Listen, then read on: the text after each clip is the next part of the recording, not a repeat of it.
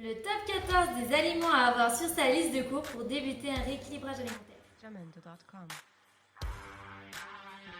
Vous souhaitez changer certaines habitudes alimentaires que vous pensez nuire à votre santé? C'est une très bonne chose et je vous félicite d'en être déjà arrivé à ce stade-là. Je vais donc vous montrer dans cette vidéo mon top 14 des aliments à avoir pour débuter un rééquilibrage alimentaire. Bonjour à tous et bienvenue dans cette nouvelle vidéo un petit peu différente que celle que j'ai l'habitude de faire. Ici on est dans ma cuisine et je vais donc vous ouvrir mes petits placards pour vous montrer qu'est-ce qu'il y a à l'intérieur et pour pouvoir voir un petit peu comment débuter simplement un rééquilibrage alimentaire. Pour ceux qui ne me connaissent pas, je m'appelle Jennifer, je suis coach équilibre et nutrition et je suis là pour vous accompagner dans le cadre d'un rééquilibrage alimentaire sans frustration et sans restriction, se faire plaisir en mangeant. Si ce n'est pas encore fait, je vous invite à vous abonner à ma chaîne et à mettre un petit pouce bleu à cette vidéo. On va donc commencer ce petit tour de placard par ce produit qui est les flocons d'avoine. Alors les flocons d'avoine, pourquoi pour moi c'est un indispensable dans le rééquilibrage alimentaire. En fait, c'est simple. C'est que ça peut remplacer beaucoup de choses. Ça peut remplacer la farine, ça peut remplacer plein de choses en fait dans votre alimentation. Et c'est aussi une super alternative au petit déjeuner ou comme en cas par exemple, vous faites ça par exemple en porridge ou simplement vous pouvez faire des granolas avec, enfin vous pouvez faire plein de choses. Vous pouvez faire aussi de la pâtisserie, des cookies, des crumbles. Voilà, ça va remplacer en fait pas mal d'ingrédients. C'est une source de fibres importante, donc très bon pour le transit aussi. Donc voilà, à bien prendre par contre, attention toujours aux ingrédients, bien sûr, qu'il ne faut pas qu'il y ait un jeu de sucre ou quoi que ce soit dedans. Donc toujours, vérifiez toujours les compositions des produits avant d'acheter. Alors on va rester dans tout ce qui est sec, on va retrouver des bananes. Donc ça, les bananes, c'est un excellent aliment. C'est une bonne source de glucides. Alors, c'est riche en sucre, mais en fructose, donc le sucre qui est présent dans les fruits. Donc ça, en encas, par exemple, quand vous êtes à l'extérieur ou au travail ou quoi que ce soit, vous pouvez glisser ça dans votre sac. Concrètement, ça se conserve quand même plutôt bien la journée. Vous pouvez l'emmener partout. Et en plus de ça, les bananes, ça remplace aussi, ça peut remplacer le sucre dans vos pâtisseries ou ça peut remplacer votre matière grasse aussi dans certaines pâtisseries. Donc vraiment, vous pouvez, c'est déclinable à l'infini. Moi, ce que j'aime faire, c'est découper des petites bananes en rondelles avec nappé de beurre de cacahuète, par exemple, pour un encas l'après-midi si j'en ai envie. Et c'est vraiment excellent. Ensuite, il y a ça. Alors, c'est pas celui que je voulais vous montrer de base, mais ma commande n'est pas arrivée. Donc voilà. Donc là, par exemple, c'est un beurre de cacahuète au chocolat. C'est pas celui que je consomme le plus souvent, parce que voilà, ça, je le mets pas dans les pâtisseries, hein, mais mon beurre de cacahuète nature que je consomme d'habitude, je ne l'ai pas encore reçu. Mais voilà, c'est du beurre de cacahuète, 100% cacahuète. Il ne faut rien d'autre à l'intérieur. Parce que c'est du beurre de cacahuète, c'est 100% cacahuète. Et donc en fait, le beurre de cacahuète est composé à 50% de lipides, 25% de protéines et le reste divisé avec les glucides et autres. Donc en fait, le beurre de cacahuète, c'est considéré donc comme des lipides, puisque à 50% composé de lipides. En fait, par contre, c'est une très bonne source de gras parce que c'est des cacahuètes qui ont seulement été réduites en beurre. Donc, quand vous achetez un beurre de cacahuète, un pur 100%, vous avez toujours en fait une bonne couche de gras dessus liquide. Donc, surtout, il ne faut pas le jeter. Il faut absolument à chaque fois que vous consommez en fait votre beurre de cacahuète que vous mélangiez bien.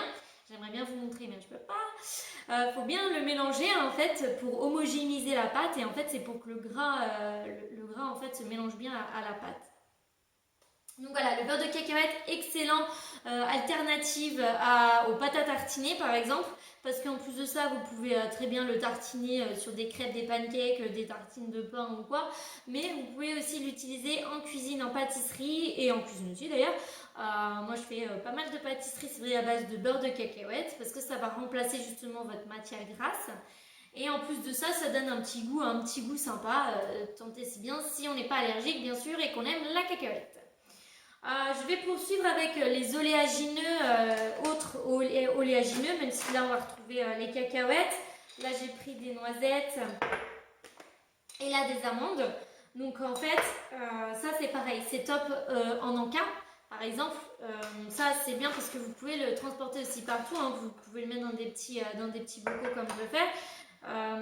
Donc voilà, en fait, vous mettez ça dans votre sac et concrètement, ça vous fait top en encas. Attention, par contre, à ces oléagineux quels qu'ils soient, c'est que forcément, tous les oléagineux sont très très riches en lipides, en graisse. Donc, bien que ce soit des bonnes graisses, bien sûr, ils sont quand même à consommer avec modération, c'est-à-dire qu'on ne s'envoie pas le pot d'amande qui est là, même à l'apéritif par exemple, parce que ça peut être des très bonnes idées aussi pour les apéritifs. On ne s'envoie pas le pot d'amande parce que là, concrètement, vous allez exploser votre quota de lipides sur la journée, mais c'est une petite poignée quoi. Ensuite, je vais donc vous présenter de la farine que j'achète toujours semi-complète ou complète. Donc là, en fait, là par exemple, c'est de la T110. Pourquoi j'ai choisi de remplacer ma farine blanche T45, T55 par de la farine comme ça? On s'entend que dans certaines recettes, il est compliqué de remplacer par de la semi-complète ou de la complète si vous avez vraiment de la farine blanche. Qu'est-ce que c'est que la farine blanche? C'est tout ce qui est blanc. De toute façon, dites-vous que c'est un produit qui est raffiné, donc qui a subi une transformation. Dans les farines, en fait, le T, ça désigne le taux de cendre. Et forcément, plus le taux est bas, plus c'est raffiné, donc, et plus c'est transformé. Donc forcément, plus le taux de cendre, donc le T est haut, et moins la farine a été transformée.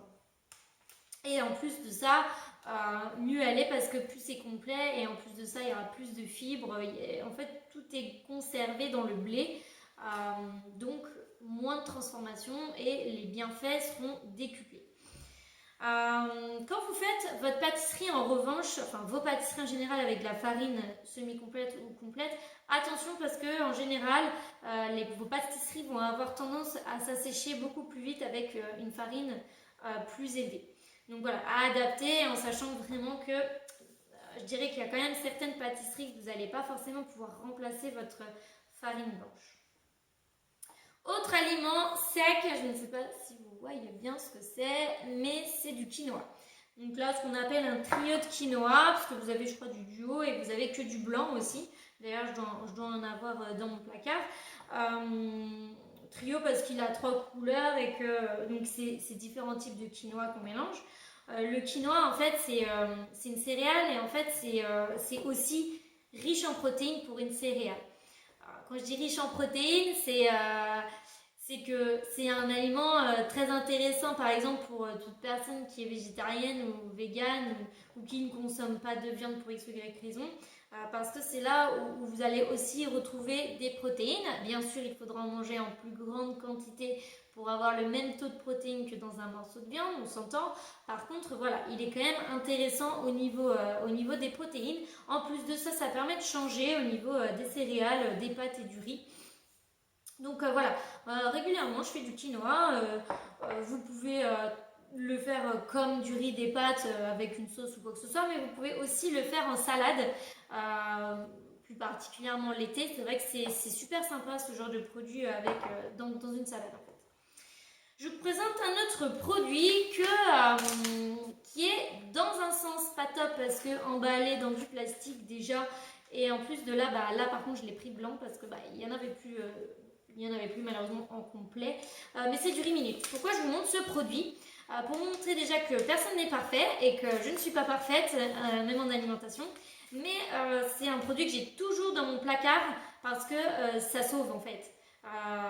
Ça c'est sûr, vous mettez ça 2 minutes au micro-ondes et vous avez votre riz qui est prêt. Alors du riz ça met 20 minutes, sans compter le temps d'ébullition de l'eau. Donc voilà, mais justement c'est un produit qui est quand même intéressant à avoir dans son placard pour justement quand on n'a pas le temps, ou par exemple les midis où vous êtes au bureau ou quoi, si vous avez un moyen de réchauffer. Vous prenez ça, ça vous évitera d'aller au fast-food du coin tous les midis et au moins ça vous sauvera quelques repas. Idem pour le soir, hein, si vous rentrez un peu en retard ou que vous n'avez pas le temps, vaut mieux prendre ça plutôt que de se dire je vais commander du fast-food et on va se faire livrer quoi. Concrètement, c'est toujours mieux ça que du fast-food. C'est vraiment pour ça que j'ai tout le temps ça dans mon placard. Donc voilà, je n'achète pas donc tout ce qui est riz à la méditerranéenne ou ce qui est avec des sauces à l'intérieur. Non, moi j'achète vraiment juste le riz nature, voilà quoi, le riz blanc nature. Il en existe complet, mais comme je vous ai dit, là il n'y en avait plus. Ensuite, pour moi, la base de chez la base de la cuisine méditerranéenne, la fameuse huile d'olive. Donc ça, c'est indispensable pour moi d'avoir dans sa cuisine. C'est vraiment la base. Je dirais que vraiment, si vous devez acheter un ingrédient, enfin le premier truc à mettre dans votre caddie, c'est vraiment l'huile d'olive. Alors, je dis pas ça parce que j'ai des origines méditerranéennes, mais clairement, l'huile d'olive, c'est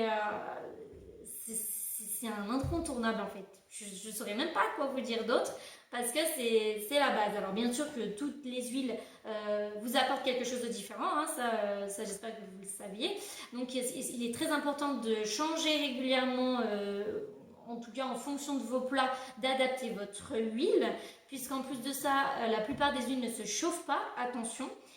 Vous avez l'huile de coco, l'huile d'olive qui se chauffe un petit peu, mais pas trop. Sinon, les huiles, ça se met après cuisson. C'était juste la petite parenthèse par rapport à l'huile. Mais voilà, l'huile d'olive, c'est un incontournable. C'est du bon gras. Oui, c'est du gras. Bien sûr, on ne vous demande pas de mettre ça d'huile au fond de votre casserole. Voilà, mais pour mettre un petit peu de lipides dans vos plats, l'huile d'olive, ça reste top. Par contre, attention, l'huile toujours extraite à froid. Très important.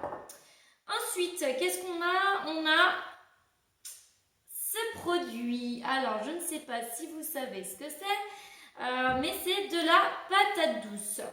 Pourquoi de la patate douce? Honnêtement, j'utilise aussi des pommes de terre. J'aurais pu vous montrer mes pommes de terre. Mais là, je vous montre la patate douce parce que c'est quand même super intéressant. Déjà, je ne sais pas si tout le monde connaît, mais en tout cas, goûtez-la parce que c'est super bon. En plus de ça, vous pouvez la cuisiner comme de la pomme de terre, hein, clairement. Vous pouvez aussi bien la faire en frites que vous pouvez la faire en gratin ou à la vapeur ou dans des poêlés, quoi que ce soit. C'est en purée, tout ce que vous voulez. Ça se cuisine comme de la pomme de terre, mais ça a un autre goût et c'est super bon.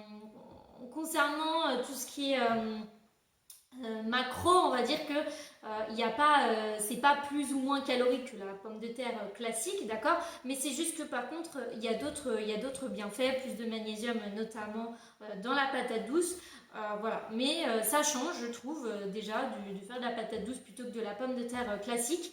Ça change, ça met un peu de couleur dans votre assiette et c'est super bon. On va continuer avec ce produit donc qui sont des escalopes de poulet. Clairement, c'est une très bonne source de protéines. Le poulet, c'est une viande blanche, donc viande maigre où il n'y a pas trop de gras. Et en plus de ça, le poulet, c'est déclinable à l'infini. Enfin, il y a tellement de choix, tellement de choses à faire avec du poulet, en termes de plat en sauce, poulet grillé, même au barbecue, tout ce que vous voulez, en plancha, en poêle au four. Vous pouvez l'utiliser n'importe quand, dans n'importe quelle recette et c'est super en fait d'avoir un produit où quand vous avez la flemme de chez la flemme, vous mettez 2-3, vous faites griller votre poulet à la poêle avec quelques épices et ça passera toujours en fait. Et c'est une très bonne source de protéines. Pour continuer sur les protéines, il y a ce produit-là qui sont des œufs. Je ne sais pas comment vous les voyez-vous. Les œufs, c'est une excellente source de protéines aussi, si ce n'est la meilleure source de protéines, puisque le corps l'assimile très très bien. En fait, les œufs, pareil, hein, bien sûr, ça s'utilise aussi bien en cuisine qu'en pâtisserie, forcément. Vous pouvez utiliser donc les œufs, les faire au plat, durs, à la coque, bref, en salade, froid, chaud, c'est pareil, c'est déclinable aussi pareil. Vous pouvez les utiliser donc forcément en pâtisserie, même s'ils se substituent aussi. Mais c'est quand même un produit très intéressant parce que plein de protéines et très très bien assimilé par le corps. Donc là, je suis allée chercher mes petits haricots au congélateur. Donc voilà, un produit aussi que j'utilise fréquemment, surtout en ces périodes-là. Je vais juste ranger mes haricots avant qu'ils décongèlent. Donc les légumes surgelés sont un très bon moyen aussi de consommer des légumes toute l'année, puisqu'ils regorgent de vitamines. Les produits surgelés, donc là je les prends bien nature, hein, c'est juste le produit, enfin le légume qui est brut et qui a subi un processus de surgélation qui est différent de la congélation. La congélation, c'est ce que vous faites vous à la maison, et la surgélation, c'est un processus industriel. Donc les produits surgelés sont très bons parce qu'en fait ils arrivent à conserver quand même une masse de minéraux, de vitamines plus importante que par exemple les légumes en conserve, et même certaines fois même vos légumes frais que vous achetez. Parce que le problème, c'est que quand vous achetez vos fruits et légumes frais comme ça, c'est que si vous ne les utilisez pas rapidement, que vous les mettez par exemple dans votre frigo, ils perdent très vite en fait en nutriments. Du coup, certaines fois, ça vaut plus le coup entre guillemets de les prendre surgelés parce qu'il y aura plus de nutriments et de vitamines à l'intérieur qui sont conservés. Donc ça c'est pareil, quand vous n'avez pas le temps, clairement c'est super, vous les prenez, et la plupart il n'y a que à les faire réchauffer ou bouillir dans un peu d'eau avec un peu d'épices, et là vous êtes au top, quoi. Vous avez un repas qui est prêt rapidement. Alors il me semble qu'on a plus ou moins fait le tour. Il va me rester un dernier ingrédient à vous montrer. Là j'en ai pris plusieurs, hein. Voilà, c'est ça. Ça, c'est mon petit péché mignon, forcément, puisque en tant qu'ancienne accro au sucre, je dis ancienne entre guillemets parce qu'on n'est jamais vraiment sorti de ce genre de processus. Mais voilà, j'arrive quand même à me faire plaisir, parce qu'il est très important de se faire plaisir et de ne pas se restreindre, et de ne pas trop se restreindre du moins, et de quand même avoir ces petits plaisirs. Donc pour moi personnellement c'est tout ce qui est sucré. J'ai trouvé des alternatives. Donc par exemple pour moi ce chocolat qui est juste extraordinaire. Donc c'est du chocolat noir à 70% framboise noisette. Je vous dirais le chocolat noir ou au lait. Il n'y a pas forcément de mieux que l'autre. Tout dépend en fait de vous et de vos objectifs, et de ce que vous voulez un petit peu changer. Moi personnellement, je suis plutôt à la base chocolat au lait, mais étant une accro du sucre, ce que je veux c'est diminuer ma consommation de sucre. Du coup, dans du chocolat noir, en fait, vous avez moins de sucre, mais un peu plus de gras. C'est la compensation. Alors que dans du chocolat au lait, vous aurez plus de sucre et moins de gras comparé à du chocolat noir. Donc voilà, moi personnellement, je privilégie plutôt le chocolat noir parce que je veux diminuer ma consommation de sucre, et qu'en plus de ça, c'est très bon, c'est plein de magnésium. Donc voilà, en fait, c'est vraiment mon plaisir. Voilà, je dis pas que j'en mange tous les jours, je dis pas que j'en mange une fois tous les mois. Non, quand j'ai envie, j'en mange. Bien sûr, j'en mange modérément. Je ne mange pas la tablette en entière de chocolat. Par contre, voilà, ça fait partie un petit peu des plaisirs. Privilégiez quand même, si vous préférez le chocolat noir, au moins du 70%, voire plus. Là, par exemple, je trouve que j'ai une tablette à 85. Ouais, c'est ça. Une tablette à 85%. Donc voilà, après, c'est simplement ça. J'espère que cette vidéo vous aura plu sur ma petite liste d'indispensables pour bien débuter un rééquilibrage alimentaire. Comme vous pouvez le voir, ce n'est pas forcément des aliments que j'ai sortis du chapeau, qui n'existent pas ou quoi que ce soit. C'est vraiment des aliments que vous pouvez retrouver relativement partout. Je dis bien relativement parce que voilà, il y a certains produits, il faut quand même se méfier en grande surface. Mais voilà, c'est pas des aliments sans goût, sans saveur. Non, c'est juste en fait des petits trucs pour essayer de changer votre alimentation du quotidien. Et il y en a d'autres, en fait, c'est juste réapprendre seulement à cuisiner. N'hésitez pas à mettre un petit pouce bleu à cette vidéo pour la booster, et à très vite dans une prochaine vidéo.